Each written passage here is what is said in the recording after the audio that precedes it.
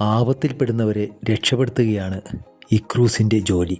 ഇക്രൂസ് എന്തു പറഞ്ഞാലും അതനുസരിക്കുന്ന ഒരു വടിയാണ് മത്താസ്. ടിപ്പു മുയൽ രാവിലെ ഭക്ഷണം തേടി ഇറങ്ങിയതായിരുന്നു. അമ്മേ വയ്യ, ഇനി ഒരു അടി പോലും നടക്കാനാവില്ല. അല്പനേരം ഇവിടെ ഇരുന്ന് വിശ്രമിക്കാം. ടിപ്പു വിശ്രമിക്കാനിരുന്നതും രണ്ട് കാട്ടുപുലികൾ അവൻ്റെ മുന്നിലേക്ക് ചാടി വീണതും ഒരുമിച്ചായിരുന്നു.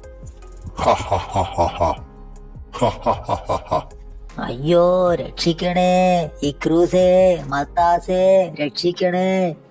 ടിപ്പു അവിടെ നിന്ന് കാറി നിലവിളിക്കാൻ തുടങ്ങി. നീ ഇവിടെ നിന്ന് കാറിയിട്ടും കൂവിട്ടൊന്നും ഒരു കാര്യവുമില്ല. ഇവിടെയെങ്ങും ആരുമില്ല. ഞങ്ങൾക്കാണെങ്കിൽ നല്ല വിശപ്പുമുണ്ട്. ഈ സമയം ഒരു മരത്തിന് താഴെ വിശ്രമിക്കുകയായിരുന്നു ഇക്രൂസും മത്താസും. വിശ്രമം കഴിഞ്ഞ് ഇരുവരും എഴുന്നേറ്റപ്പോൾ, ഇക്രൂസേ, ആരോ അപകടത്തിൽപ്പെട്ടതിൻ്റെ ഒരു ഉൾവിളി. എങ്കിൽ വാ, വേഗം പോയേക്കാം. നിലവിളി കേട്ട ദിക്കിലേക്ക് മത്താസ് ഇക്രൂസിനെയും കൊണ്ട് മിന്നൽ വേഗത്തിൽ പാഞ്ഞു. അതാ ടിപ്പുവിൻ്റെ തലങ്ങും വിലങ്ങും രണ്ട് കാട്ടുപുലികൾ. അവറ്റകൾ അവനെ പിടികൂടും മുമ്പ് രക്ഷപ്പെടുത്തണം. ക്രീം ക്രോം ക്രാം. തൊട്ടുമുകളിലുള്ള ശിഖരം ഒടിഞ്ഞ് പുലിയുടെ തലയിൽ വീഴട്ടെ.